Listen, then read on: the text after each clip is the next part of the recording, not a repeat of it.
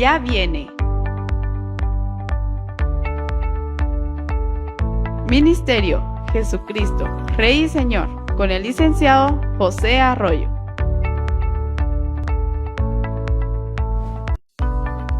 Ya viene. Ministerio Jesucristo, Rey y Señor, con el licenciado José Arroyo. Muy buenas tardes, nuevamente estamos acá en los estudios del canal Asfa Visión, ahora a través de Facebook, para un programa del Ministerio Jesucristo Rey y Señor. Muy buenas tardes, nuevamente estamos acá en los estudios del canal Asfa Visión, ahora a través de Facebook, para un programa del Ministerio Jesucristo Rey y Señor. Es un grato privilegio poder estar ante estas cámaras para estudiar, meditar y analizar la palabra de Dios. Vamos a orar para dar inicio a este programa. Padre, en esta tarde te rogamos por medio de Jesucristo, nuestro Salvador, nuestro abogado defensor, nuestro libertador, que tú seas el que nos des la sabiduría, el entendimiento y la capacidad, Señor, de poner por obra tu palabra. Estamos rogándote que tú seas nuestro maestro, el que nos enseña por medio de tu Espíritu Santo que has dejado en esta tierra, a quien aunque no podamos ver, podemos sentir y podemos recibir de él la inteligencia y la sabiduría que necesitamos para entender tu palabra. También tú has ofrecido que nos darías poder por medio de tu Espíritu Santo cuando viniera sobre nuestras vidas. Y estamos rogándote que ese divino Espíritu Santo tuyo, que es tu presencia misma en la tierra, sea nuestro maestro en esta tarde. En el nombre poderoso de Jesús, amén y amén.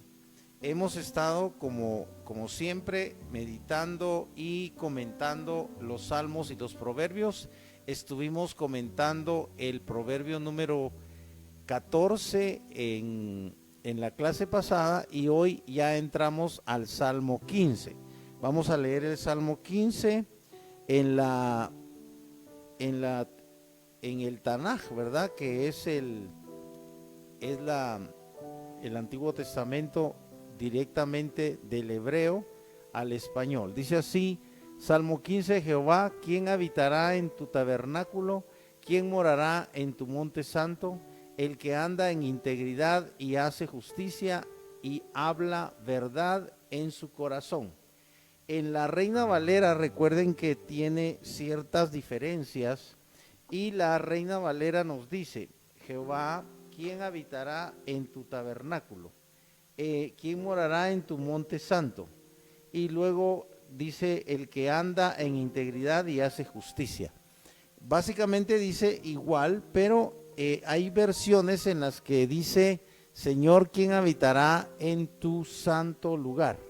Porque está hablando del tabernáculo. Recordemos que el tabernáculo era una tienda que Dios le ordenó a Moisés que él la fabricara, y le dio además, como había más de 2 millones de personas, ¿verdad? En el pueblo que Moisés sacó de Egipto, había personas que eran muy hábiles, que tenían ciencia o que tenían arte para todo lo que se refería a la construcción del tabernáculo. Y entonces encontramos eso, por supuesto, en el libro de Éxodo, cuando Dios le ordena a Moisés que realice el tabernáculo. Recuerden ustedes que el tabernáculo comienza con una ofrenda que aparece en el capítulo 25 del libro de Éxodo, una ofrenda para el tabernáculo. O sea, había que hacer una tienda de ciertos materiales, y los egipcios, aunque habían sido esclavos, recuerden que habían despojado, entre comillas, a los egipcios porque les habían pedido oro, plata, y los egipcios, a raíz de que sufrieron 9 plagas y que la 10ª plaga, recuerden ustedes, fue la plaga de los primogénitos. Entonces los egipcios les entregaron oro, plata, les entregaban vestidos, les entregaban diferentes tipos de materiales a los hebreos, porque ya no los querían en su tierra, porque habían sido los causantes, por así decirlo, de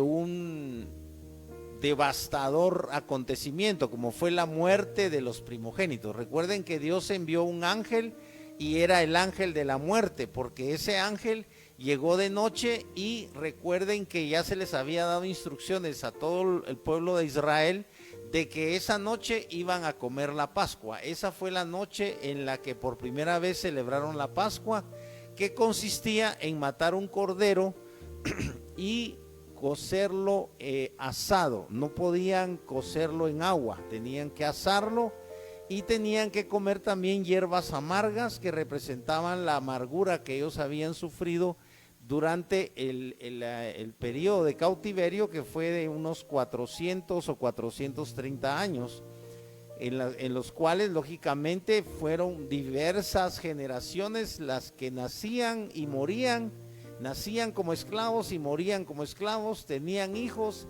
los hijos también crecían, tenían a su vez hijos y morían también, y así se pasaron 430 años de esclavitud en Egipto, hasta que Dios levantó a Moisés.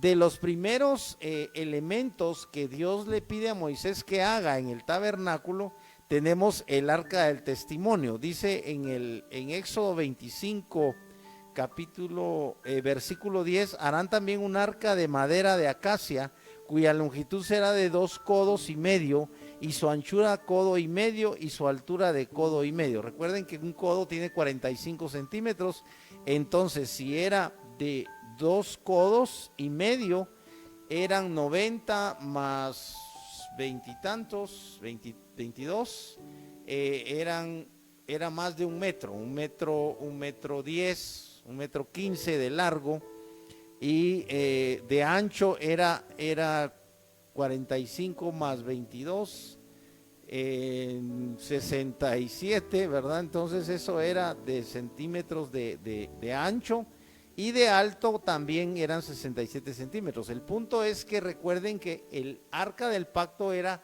el elemento más importante del tabernáculo. Recuerden que el tabernáculo, el arca era el elemento más importante del tabernáculo, estaba diciendo, porque era una caja de madera que estaba cubierta de oro por dentro y por fuera.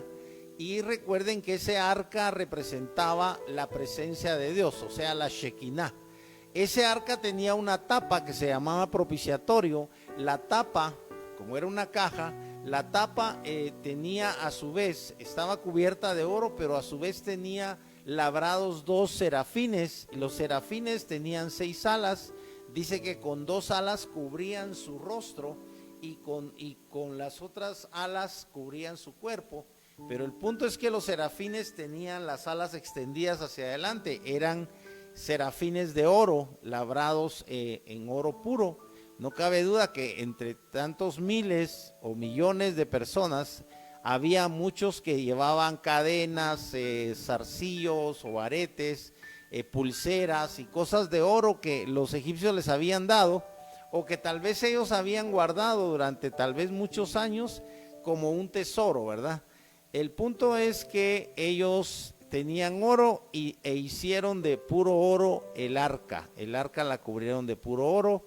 Ese arca representaba también a Cristo, porque el misterio del arca es nada menos que una materialización, por así decirlo, o una manera de simbolizar cómo es Dios.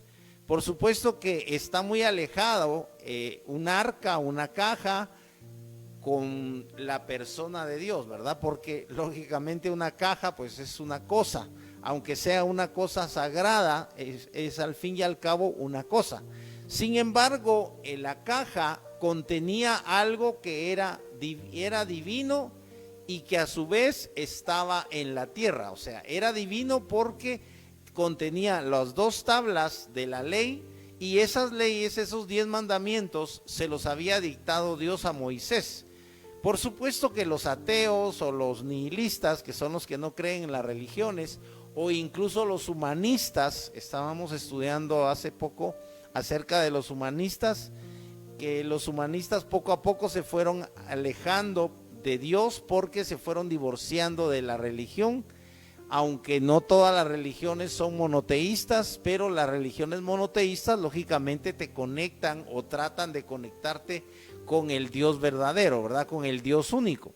Sin embargo, los humanistas con los siglos se convirtieron en personas que no tienen fe, o sea, son personas, la mayoría, porque tal vez hay humanistas que tienen religión o que son cristianos, pero la mayoría son ateos, la mayoría solo cree en la razón, en la ciencia, en las letras, y a eso le llama humanismo, ¿verdad? Recuerden que el humanismo es centrarse en el ser humano. El ser humano es el centro del universo, entre comillas, ¿verdad? Y no aceptan que el hombre sea creación de Dios. Pero estamos acá en el Salmo 15, donde el salmista pregunta: Señor, ¿quién entrará en tu tabernáculo? Vamos a leer otra vez, dice: Jehová, ¿quién habitará en tu tabernáculo? Aquí ya no se trata solo de entrar, sino de habitar. Dice: ¿quién morará en tu monte santo? El monte santo lógicamente ya no es el tabernáculo, porque recuerden que el tabernáculo estaba ubicado en la época de Salomón, lógicamente estaba ubicado en Jerusalén. Pero cuando en la época de David estaba ubicado en la ciudad de Jerusalén, porque recuerden que David tenía un tabernáculo, o sea, no tenía el mismo tabernáculo que Moisés había construido, porque estamos hablando por lo menos de unos 500 años de diferencia entre Moisés y David. Recuerden que después de Moisés lo sucede Josué, después de Josué hay una serie de jueces, como está Débora, que es una de las jueces o juezas, está también el mismo Sansón, hay diferentes jueces, Barak parece que era uno de ellos. El punto es que después de ese periodo de jueces, todavía había sacerdotes, y en la época del sacerdote Elí surge surge el personaje de Samuel, que Samuel realmente es el primer profeta después de Moisés, porque entre Moisés y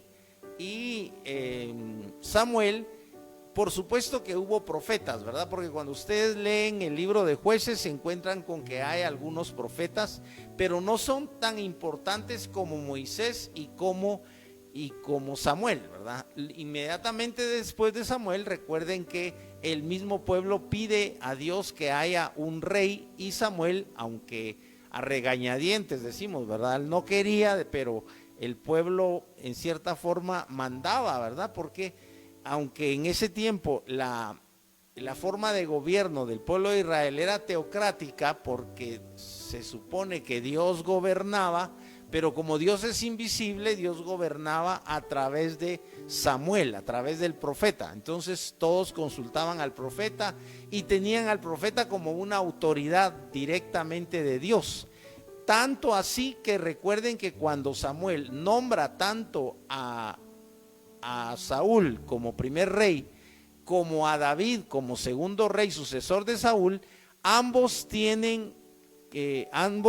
reconocen la autoridad espiritual del profeta Samuel. Entonces estamos en una época en la que el tabernáculo, cuando lógicamente pasan los siglos, el tabernáculo está en una tienda que ya no era la misma tienda. De todas formas, los judíos tienen el concepto de que hay un monte santo, Recuerden que ese monte santo era al principio, lógicamente en la época de Moisés, era el monte Sinaí, ¿verdad? Los arqueólogos desafortunadamente nunca se pusieron de acuerdo, no se ponen de acuerdo en relación a identificar con precisión el monte Sinaí, porque Sinaí es una cordillera de montañas, entonces es muy difícil encontrar entre tantas montañas cuál era la del Sinaí, donde se reveló Dios al pueblo de Israel. Vi, por ejemplo, un video, creo que lo hizo la National Geographic, donde los arqueólogos, que ustedes saben que son los encargados de investigar las culturas antiguas a través de los diferentes digamos textos que haya sobre, en este caso sobre el pueblo de Israel en su fundación, ¿verdad? En su origen. Descubrieron un monte en donde ellos creen que hubo agua, porque ya ni siquiera hay agua allí, ¿verdad? Pero descubrieron ciertos sedimentos, ciertos como canales, como digamos surcos, o como lo que deja la corriente de agua, ¿verdad? Ustedes saben que el agua forma su propio cauce. Entonces encontraron allí y creen que hay un monte en particular que es el monte Sinaí, pero no tienen la certeza, porque ese era un monte, sencillamente era un lugar alto.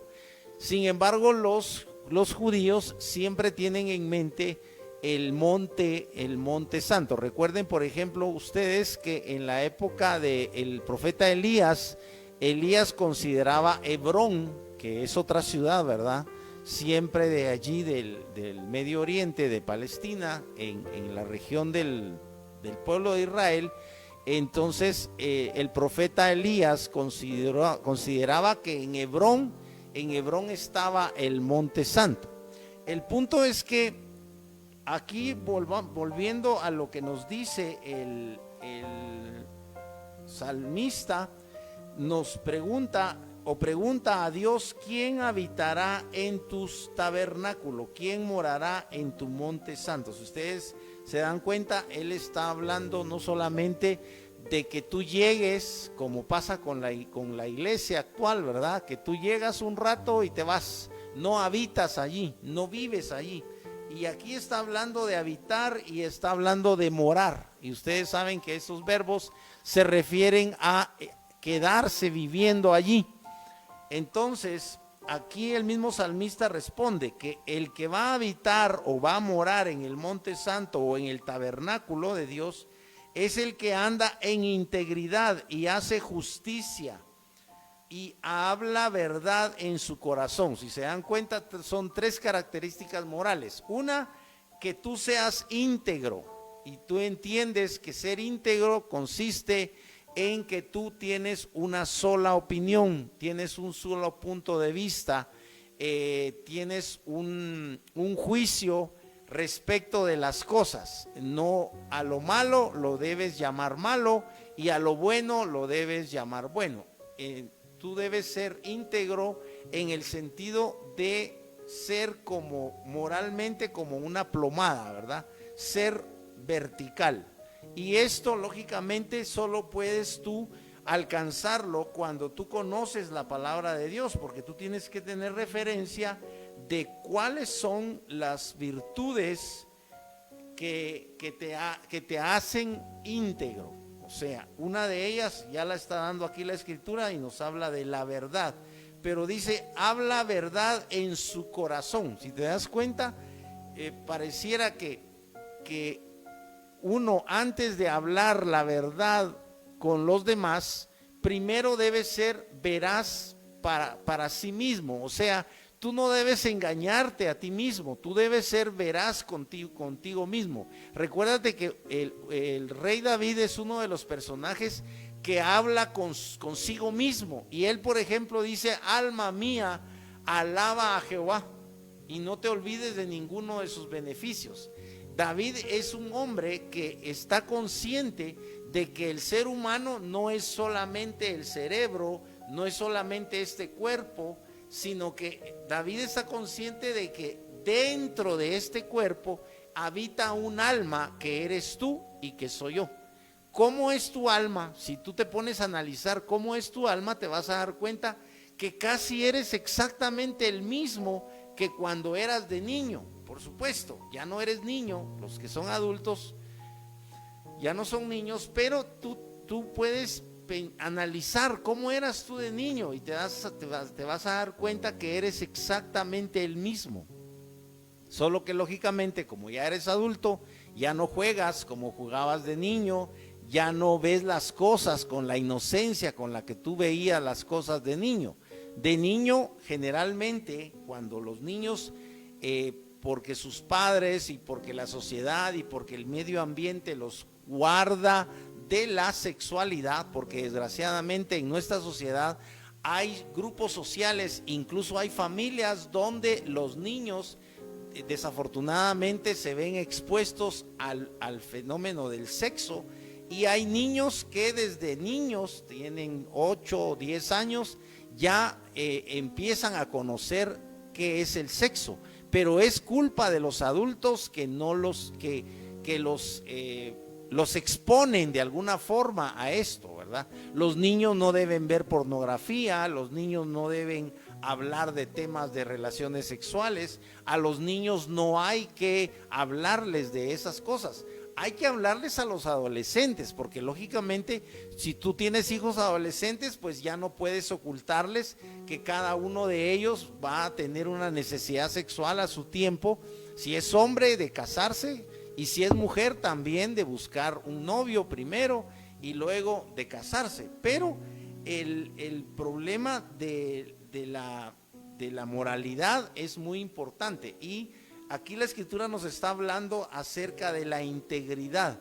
La integridad realmente no es un estado normal o natural del hombre, porque recuérdate tú que el hombre, por naturaleza, todos los seres humanos no somos íntegros. Todos los seres humanos no somos moralmente rectos, no somos justos, no somos santos. Es al contrario.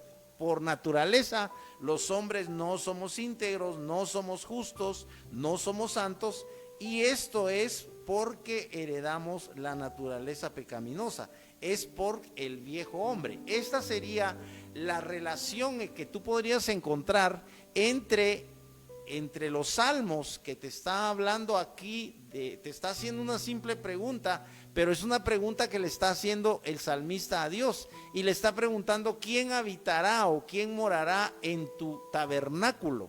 Por eso estábamos hablando del tabernáculo. Recuerden, volviendo al tema del tabernáculo, que el tabernáculo era una tienda, pero estaba dividida en 3 partes. La parte de adelante era el atrio, que era donde se efectuaban los sacrificios. Tenía un altar que era donde se quemaba la ofrenda, que generalmente era un animal, aunque había ofrendas de especias, ¿verdad? O sea, podían quemar especias, pero podían quemar, creo que eran legumbres, que eran granos que podían quemar, pero porque hacían hojaldres, ¿verdad? Nosotros las llamamos hojaldras, pero se llaman hojaldres, ¿verdad? Hacían unas especies de tortillas, y eso se podía ofrendar.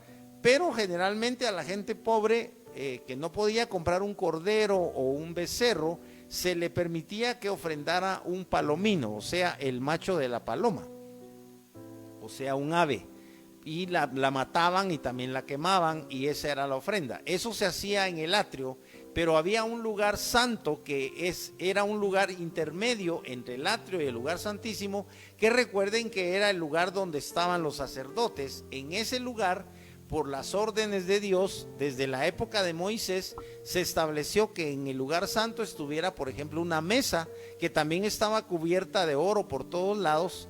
Estaba cubierta de oro, y esa mesa incluso tenía unas argollas, y la mesa no se agarraba para cargarla. Tampoco el arca del pacto se agarraba para cargarla. Tenía unas argollas y había que meter unos tubos que eran también unos tubos de madera, pero estaban cubiertos de oro. Entonces eran unos tubos de metal, digamos. Y había que meter los tubos y cargar el arca en hombros sin tocar el arca, porque los tubos de oro eran los que cargaban con las argollas que ya tenía tanto el arca como la mesa. También en el lugar santo estaba las lámparas, les llamaban ellos, ¿verdad? Que era el candelabro. Recuerden ustedes que el candelabro hebreo tiene 7 brazos, seguramente porque simboliza los 7 espíritus de Dios.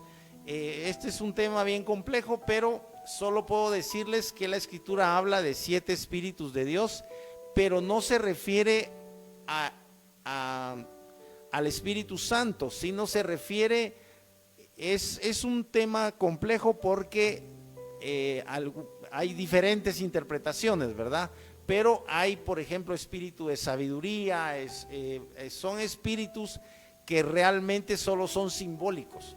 Pero el punto es que el candelabro tenía 7 brazos y a eso le llamaban ellos lámparas, a cada una de las porque el candelabro ardía no porque le pusieran una vela o una candela, sino le ponían aceite, y entonces el aceite era el combustible para que estuviera ardiendo. Entonces debía haber luz que daba el candelabro, debía estar la mesa con los panes eran 12 porque había un pan por cada una de las tribus. Recuerden que también estaba el incensario, o sea, había un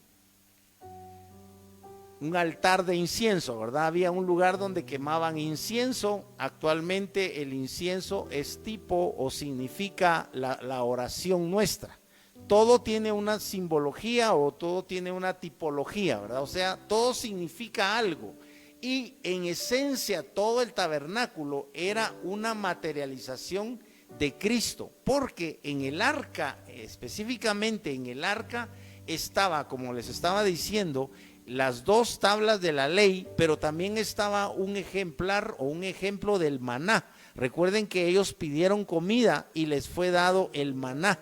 El maná, recuerden ustedes que era dice que era como cilantro, o sea, era vegetal, pero aparecía sobre el desierto. Recuerden que ellos estaban en el desierto de Sinaí, que era un desierto, lógicamente ahí no crecía nada, ellos no eran agricultores ni eran ganaderos. Ellos por supuesto que tenían animales que habían sacado de Egipto, pero ellos no eran agricultores, así que en el desierto Dios les dio el maná, y recuerden que el maná era vegetal, pero había una prueba, o sea, una muestra del maná adentro del arca, y también en el arca había un tercer elemento que era una vara seca.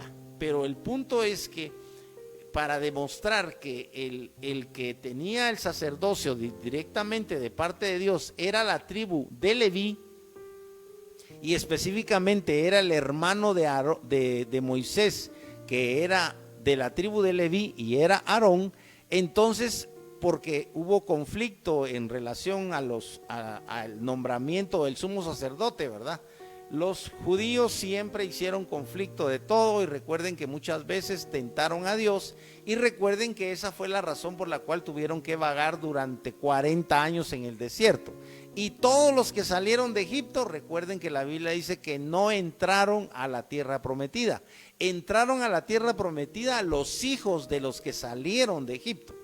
Pero volviendo al tema del arca o del tabernáculo, donde estaba el arca, ¿verdad? El arca, les estoy explicando lo que dice en Éxodo. Ustedes lo pueden encontrar ahí en Éxodo, lo pueden estudiar, pero todo les va a llevar a Cristo. Entonces, es increíble cómo desde el Antiguo Testamento, desde el libro de Éxodo, se está manifestando la persona de Jesucristo. Por supuesto que para los judíos que no aceptaron a Jesús y que no lo aceptan, y que han pasado 2000 años y ellos siguen sin aceptarlo, ellos siguen esperando al Mesías prometido, que ya vino, pero lo mataron y no creyeron que resucitó. Solo nosotros, ¿verdad? Por la gracia de Dios, por la fe que Dios nos ha dado, todos los que creemos que Cristo efectivamente fue el que vino hace 2000 años como Mesías y que fue reconocido como Mesías, al menos por sus apóstoles y sus discípulos. O sea, no era todo el pueblo de Israel el que reconoció que Jesús era el Mesías, pero sí un número significativo de judíos que siguieron a Jesús, aunque no lo siguieron hasta el fin, porque recuerden que cuando él fue entregado y para morir en la cruz, los mismos apóstoles lo abandonaron, ¿verdad? Y no digamos que Pedro, recuerden que lo negó incluso. Vamos a continuar acá con el salmo porque da más características. Dice: el que anda en integridad y hace justicia y habla verdad en su corazón. Estábamos viendo esas características. Pero, por ejemplo, ¿quién de nosotros no miente? Si ustedes dicen que nunca mienten o que hace años que no mienten, nadie les va a creer, porque todos mentimos. Es probable que yo haya mentido ayer, es probable que yo haya mentido hoy y es probable que yo mienta mañana. No que yo sea un mentiroso, pero tengo que reconocer públicamente que yo miento. Y si ustedes dicen que son perfectos y que no mienten y que son íntegros y que son santos y que son justos, entonces Jesús les dijo que no había venido por ustedes, porque Jesús dijo: no vine por los justos, sino por los pecadores que se arrepienten. No he venido por los sanos. Si ustedes creen que están sanos moralmente, solo mágicamente, solo porque ustedes lo dicen, están equivocados, porque Jesús dijo que había venido por los que se reconocían enfermos, pero estaba hablando de la enfermedad del alma. El alma también se enferma, en el alma también radican enfermedades o radican vicios que no son forzosamente físicos como los del cuerpo, ¿verdad? Cuando tú ves fumando a alguien, lógicamente es un vicio evidente. Cuando tú lo ves tomando, pero no tomándose solo un traguito, sino tomándose varias cervezas, varios litros, varios cuartos de ron hasta que se emborrachan, o lo ves que está inhalando cocaína. Por supuesto tú no te metes, ¿verdad? Porque tú dejas a la gente que haga lo que la gente quiere, ¿verdad? Tú no te involucras en pecados ajenos, sino que tú vas a una fiesta y de repente ves ahí a un grupo que están inhalando cocaína, pero tú no te metes en eso porque tú ya sabes que no debes entrometerte en la vida de los demás, ¿verdad? Puedes salir perjudicado con eso.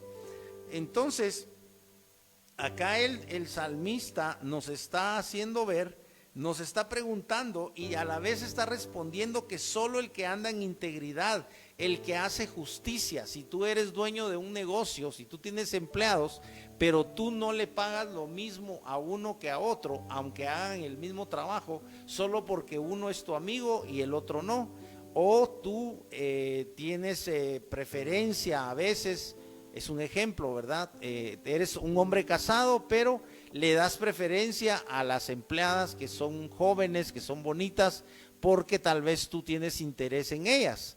Y esto lógicamente es una falta moral de parte tuya, porque le estás siendo infiel a tu esposa, aunque no quiere decir que tú forzosamente te tengas que acostar con esa empleada, sino que recuérdate que Cristo, algunos piensan que exageró, pero Cristo simplemente llevó a un nivel más exigente el asunto del adulterio. Para Jesús bastaba con que una persona, o basta con que una persona que está casada adultere en su corazón, o sea, ni siquiera se ha acostado con esa mujer, pero la desea, la codicia, la desnuda con la mente y en su corazón quiere estar con ella. Eso Jesús lo llama ya adulterio en el corazón. Vamos al verso 3, dice: el que no calumnia con su lengua, ni hace mal a su prójimo, ni hace agravio alguno a su vecino. Si te das cuenta, a veces nosotros peleamos con la gente. Es muy normal que, por ejemplo, cuando tú cometes un error en el tráfico, es muy normal que alguien te insulte, como decimos en Guatemala, te saca la madre o te dice una gran palabrota, ¿verdad? O sea, y tú te equivocaste, o sea, no lo hiciste a propósito y sin embargo esa persona no tiene misericordia, sino te insulta pensando que tú eres un tonto, o que eres esto, o que eres aquello, ¿verdad? Dice, verso 4, aquel a cuyos ojos el vil es menospreciado, pero honra a los que temen a Jehová. Fíjate bien, o sea, que los que temen a Dios recibirán honra. Dice, aquel a cuyos ojos el vil es menospreciado, y aquel se refiere a Dios, pero honra a los que temen a Jehová. Si te das cuenta, Dios honra a los que le temen. Si tú temes a Dios, esto es producto de tu fe. O sea, no es así nada más que tú temas a Dios. Lo que pasa es que la gente no teme a Dios porque no tiene fe. Y la fe, recuérdate tú, que viene por el oír la palabra de Dios. Cuando tú te conectas con la palabra de Dios, cuando tú abres tu corazón a la palabra de Dios, cuando a ti te interesa realmente oír acerca de Cristo, oír el mensaje de salvación, no pienses que no necesitas salvación, porque algunos piensan que ya son hijos de Dios y que no necesitan salvación, pero no tienen ninguna prueba de que sean hijos de Dios. ¿Cómo puedes tú demostrarte a ti mismo? En primer lugar, demostrarte a ti mismo que eres hijo de Dios, y no digamos demostrarle a los demás que eres hijo de Dios. La única forma en la que tú puedes estar seguro de que eres hijo de Dios es si fuiste en el pasado, lógicamente, en algún momento de tu vida, fuiste engendrado por Dios. Pero ya lo hemos dicho y lo vuelvo a decir, no pienses que solo por venir al mundo tú ya eres hijo de Dios. Esto es falso, ya lo he dicho, lo seguiré diciendo, porque es muy importante. No creas que eres hijo de Dios porque viniste al mundo, porque tú viniste al mundo porque tu papá te engendró, tu papá de carne y hueso, no sé quién sea, tú lo conoces, ¿verdad? Tú eres el único que conoces a tus padres, pero el punto es que tú, al nacer en este mundo, como fuiste engendrado por un hombre, que es tu papá, eres hijo de hombre. Después de que ya naciste, después de que empiezas a crecer y que llegas a los 10, 14, 15, 16 años, entonces Dios te llama porque tú debes recibir a Cristo por fe para ser engendrado como hijo de Dios. Los niños no son engendrados como hijos de Dios porque los niños son todavía inocentes. Los niños de 5, 7, 8, 10 años tal vez, algunos ya a los 11 ya no son niños, digamos físicamente son niños, pero ya en su mente ya no son niños, porque tal vez han nacido en un hogar donde el papá es alcohólico, donde la mamá es prostituta. Nosotros no sabemos, tal vez son niños que han nacido en hogares donde el papá es parte de una mara, tú no lo sabes, o es parte de una ganga, le llaman en otros países, ¿verdad? O es miembro de una banda de narcotraficantes, tú no sabes. Por fuera se ve una cosa, pero realmente ese niño está en una familia completamente anormal, digamos, en una familia que ya practica, que ya vive al margen de la ley, ¿verdad? Puede ser que sea una familia inclusive de gente que extorsiona, o una familia de gente que, no sé, que secuestra, no sabemos, es solo un ejemplo. El punto es que cuando son niños, Dios no los engendra como hijos, porque para que Dios te engendre como hijo, tienes que tomar tú la decisión como un hombre consciente, como digamos un hombre de 14, 15 años o un joven de 20 años o no digamos ya un hombre de 30, 40 años, tienes que tomar tú la decisión de recibir a Cristo. Cuando tú recibes a Cristo, entonces estás recibiendo la naturaleza divina. Recuerda lo que dice Juan capítulo 1, dice: los tales no son engendrados de voluntad de carne ni de voluntad de varón, sino que son engendrados de Dios. Te lo voy a leer porque esto es el evangelio y nunca es malo repetirlo, sino al contrario, siempre es una bendición poder repetir este versículo, porque es la clave de que tú te conviertas en un verdadero hijo de Dios.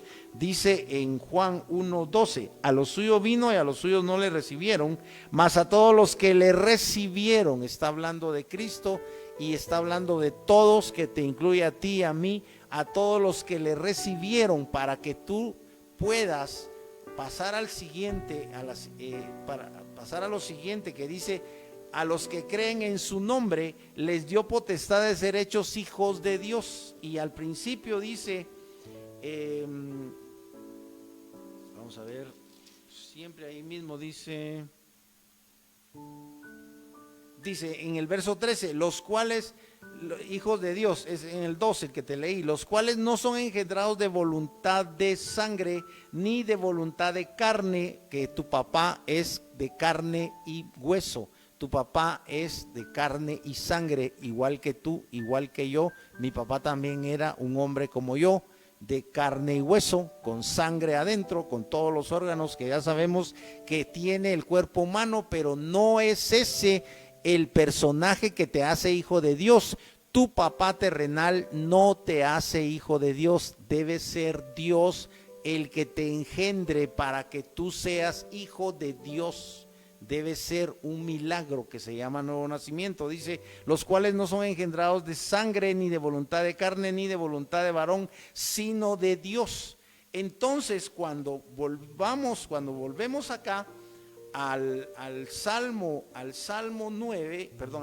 15 que estamos estudiando, nos hace la pregunta otra vez el rey David o el salmista, ¿verdad? Porque en este caso no sabemos si el Salmo 15, permítanme, voy a ver si aquí dice si el Salmo 15 es Salmo de David. Sí, el Salmo 15 sí es un Salmo de David, porque ya sabemos que hay salmos que no son de David. Pero David, como es judío, pregunta quién habitará en el tabernáculo, porque David tenía el concepto claro en su corazón y en su mente de que el tabernáculo en su época era el lugar donde Dios se manifestaba. David sabía que era una tienda, pero que esa tienda estaba dividida en tres partes. Ya lo he dicho, que había un lugar santo donde solo entraban los sacerdotes, pero había un lugar santísimo. Y recuérdate que en la época de Jesús había un templo, que era un templo digamos más grande incluso que el templo de Salomón, pero no era un templo más rico. El templo de Salomón tenía mucho más oro del templo que el templo de Herodes. Así le llamaron al templo, porque fue terminado de construir en la época de Herodes. Pero el punto es que David solo conoció el tabernáculo. El tabernáculo, recuérdate tú que era una tienda, y recuérdate, lo más importante es que tanto el tabernáculo como el templo no era para la gente. El tabernáculo contenía el lugar santo a donde no debía entrar la gente. La gente solo entraba al atrio y ahí hacía los sacrificios. Había una fuente de agua que era de bronce donde se lavaban los sacerdotes, porque se manchaban las manos de sangre, porque ellos mataban a las víctimas, y esa sangre era la que cubría el pecado del oferente, se llama, ¿verdad? El que ofendió a Dios. Actualmente ya eso dejó de suceder, porque recuérdate tú que se ofreció Cristo a sí mismo como el Cordero sin mancha, el Cordero de Dios que quita el pecado del mundo. Y eso lo analiza muy bien en el libro de Hebreos, el autor de Hebreos, que se desconoce quién es el autor de Hebreos, pero muchos teólogos piensan que Hebreos lo escribió Pablo. Yo también pienso que Pablo escribió Hebreos. Mira todo lo que dice en Hebreos, dice Hebreos 8:1. Ahora bien, el punto principal de lo que venimos diciendo es que tenemos tal sumo sacerdote. O sea, en el libro de Hebreos se habla de Cristo, que no solo Él es el Cordero de Dios, o sea, no solo Cristo es la víctima, sino Cristo también es el sumo sacerdote, porque recuérdate tú que en el tabernáculo los sacerdotes ofrecían víctimas por los que pecaban, ¿verdad? Por los oferentes, pero también había un sacrificio que ofrecía el sumo sacerdote, y el sumo sacerdote lo ofrecía y entraba al lugar santísimo, que es la tercera parte del tabernáculo y también es la tercera parte del templo. Y recuérdate tú que había una cortina, al igual que en el tabernáculo había una cortina en el templo, y esa fue la cortina que se rasgó cuando Jesús murió, porque eso simbolizaba que Jesús había logrado hacer el sacrificio perfecto, porque se ofreció a sí mismo y en la cruz derramó su sangre, que es lo que pasaba con las víctimas. Cuando ofrecías tú una víctima, un animal, cordero o carnero o becerro, lo mataban, entonces había que derramar la sangre, por la misma ley que Dios estableció, que sin derramamiento de sangre no se hace remisión de pecados. No hay perdón si no se derrama la sangre. Eso lo estableció Dios y no lo podemos cambiar. Y Dios no lo cambió, sino que Dios lo ratificó al permitir que Jesús, que es Dios encarnado, ocupara el puesto de Cordero de Dios que fue sacrificado. Pero además Jesús era el sumo sacerdote a nivel espiritual. Dice de que venimos diciendo que es que tenemos tal sumo sacerdote, el cual se sentó a la diestra del trono de la majestad en los cielos. Está hablando del momento en el que Jesús resucita y se sienta en los cielos, ministro del santuario y de aquel verdadero tabernáculo que levantó el Señor y no el hombre. Está hablando de no un tabernáculo terrenal, sino de un tabernáculo celestial, porque todo sumo sacerdote está constituido para presentar ofrendas y sacrificios, por lo cual es necesario que también éste tenga algo que ofrecer. O sea, los sacerdotes humanos tenían que ofrecer también ellos sacrificios, por lo cual es necesario que también éste tenga algo que ofrecer. Así que si estuviese sobre la tierra, ni siquiera sería sacerdote, habiendo aún sacerdotes que presentan las ofrendas según la ley. Vamos a ir más adelante. Pero ahora tanto mejor ministerio es el suyo, cuanto es mediador de un mejor pacto, establecido sobre mejores promesas. Está hablando del nuevo pacto, que recuerden que es en Cristo. El nuevo pacto es en la persona de Cristo, en la vida de Cristo, en el sacrificio de Cristo en la cruz. Porque si aquel primero hubiera sido sin defecto, ciertamente no se hubiera procurado lugar para el segundo. Porque reprendiendo les dice: he aquí vienen días, dice el Señor, en que estableceré con la casa de Israel y la casa de Judá un nuevo pacto. Está en la profecía, donde está profetizando acerca del nuevo pacto. Lógicamente, profecía del Antiguo Testamento, que se refiere a la venida de Cristo. No como el pacto que hice con sus padres en el día que los tomé de la mano para sacarlos de la tierra de Egipto, porque ellos no permanecieron en mi pacto.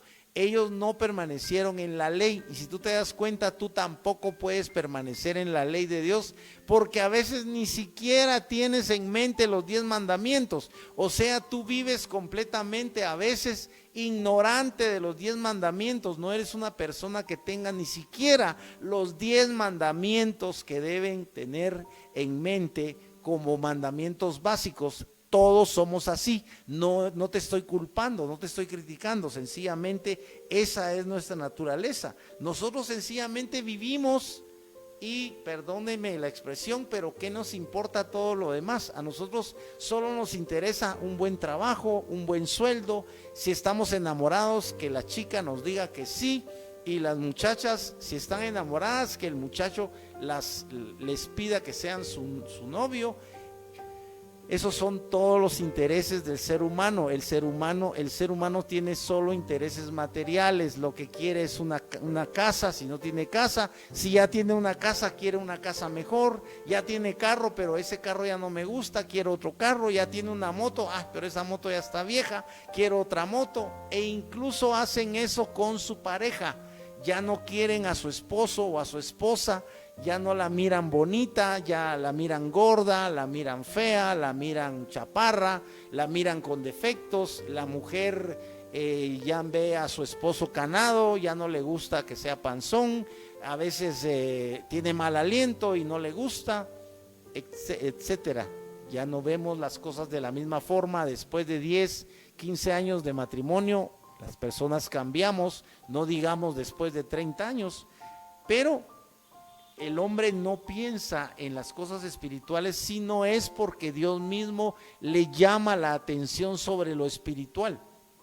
Solo voy a terminar de leer esto. Por lo cual, este es el pacto que haré con la casa de Israel después de aquellos días, dice el Señor. Pondré mis leyes en la mente de ellos y sobre su corazón las escribiré, y seré a ellos por Dios y ellos me serán a mí por pueblo. Y ninguno enseñará a su prójimo ni ninguno a su hermano diciendo conoce al Señor, porque todos me conocerán desde el menor hasta el mayor, porque seré propicio a sus injusticias y nunca más me acordaré de sus pecados y de sus iniquidades. Y esto pasa el día en el que tú te entregas a Cristo.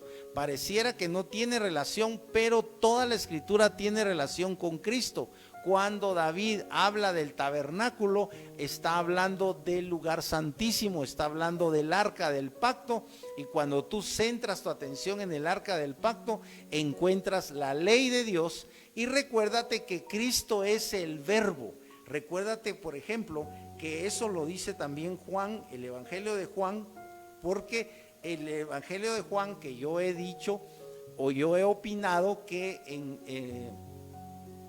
para mí el Evangelio de Juan es el génesis del Nuevo Testamento, porque comienza también con la frase en el principio. Recuérdate que el Génesis, el primer libro de la Biblia, comienza así: en el principio creó Dios los cielos y la tierra. Y mira cómo empieza el Evangelio de Juan, capítulo 1: en el principio era el verbo, y el verbo era con Dios, y el verbo era Dios. Y se puede traducir: en el principio era la palabra, y la palabra era con Dios, y la palabra era Dios. Está hablando de una unicidad entre el verbo, y aparece con mayúscula porque este verbo es una persona, es Cristo.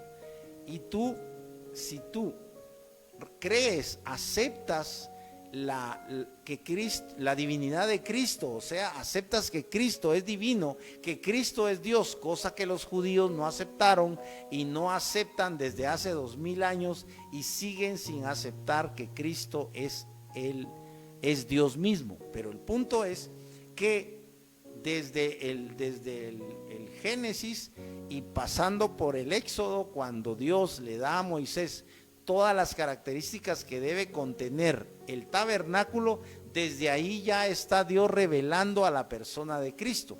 Y luego, ya para terminar, el rey David nos llama la atención respecto de que definitivamente nosotros podemos o debemos tener ciertas características morales para habitar en el tabernáculo, o sea, para habitar en el lugar santísimo. Recordemos que ahora podemos tener nada menos que comunión con Dios y comunión con la presencia de Dios únicamente a través de Cristo.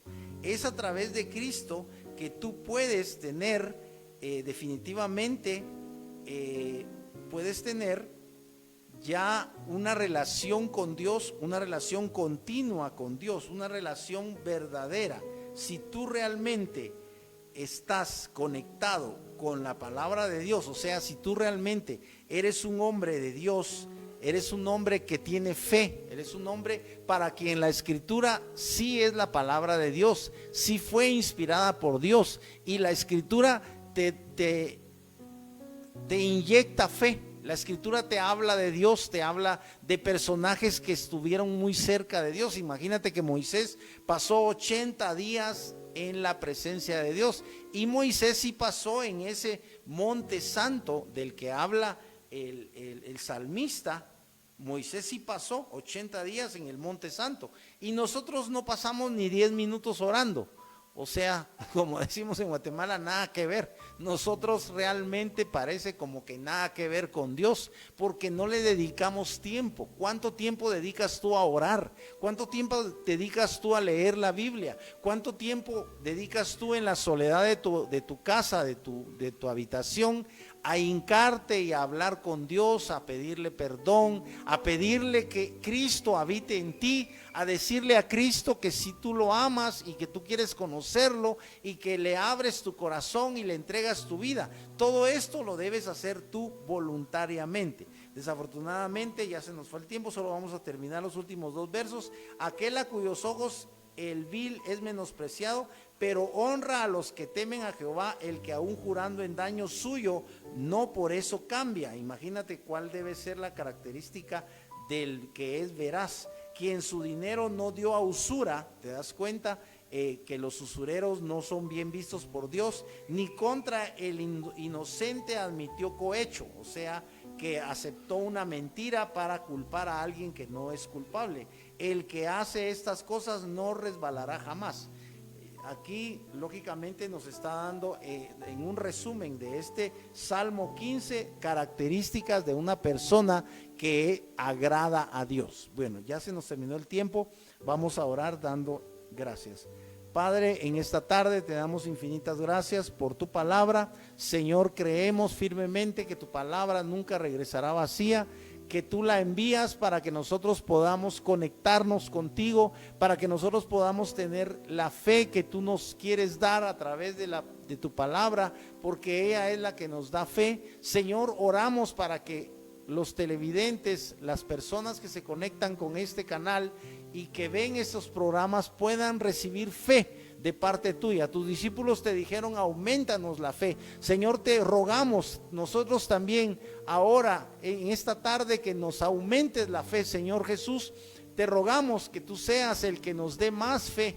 Queremos ser hombres y mujeres de fe, Padre, en el nombre de Jesús, que haya personas de fe que ven estos programas y que sean personas que crean en tu palabra, que crean en tu evangelio, que reciban, Señor, ese regalo divino que tú tienes para todos, que es la persona de Jesucristo. Padre, que los que no se han entregado a Cristo esta tarde puedan abrir su corazón a Jesús, que esta tarde puedan entregarse en espíritu, alma y cuerpo a Cristo y puedan ser engendrados por ti como hijos genuinos tuyos. Padre, obra este milagro del nuevo nacimiento en los televidentes. Padre, obra este milagro en todos aquellos que realmente tienen hambre y sed de justicia. Señor, tú repetidamente hablas de los burladores y desafortunadamente hay burladores, hay personas que no valoran tu evangelio, que no valoran tu palabra, pero oramos, Señor, para que estas personas sean tocadas, Señor, por tu palabra, sean tocadas por tu Santo Espíritu,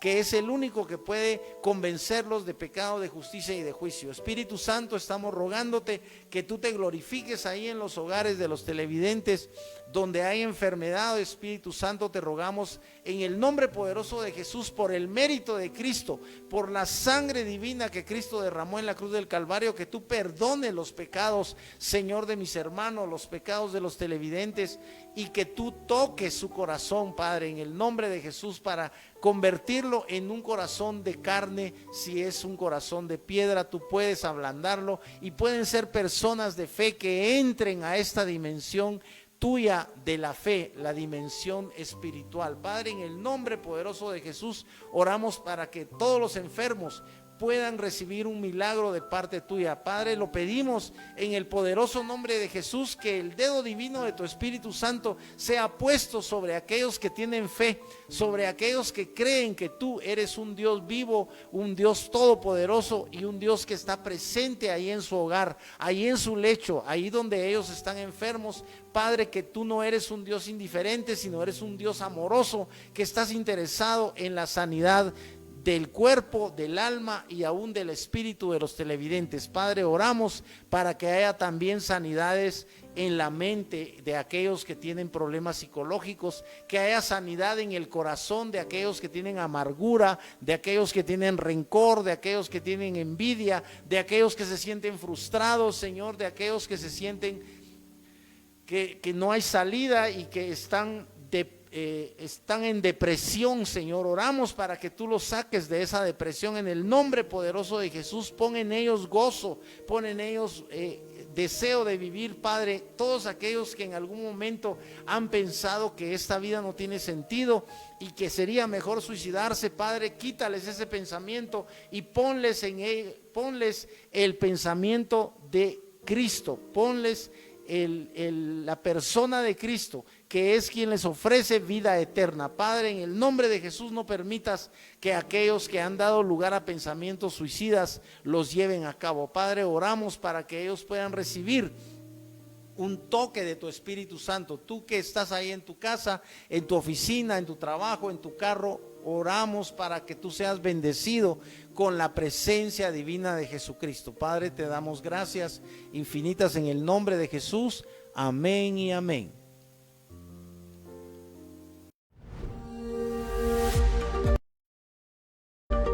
Aspa Visión, tu conexión directa con Dios.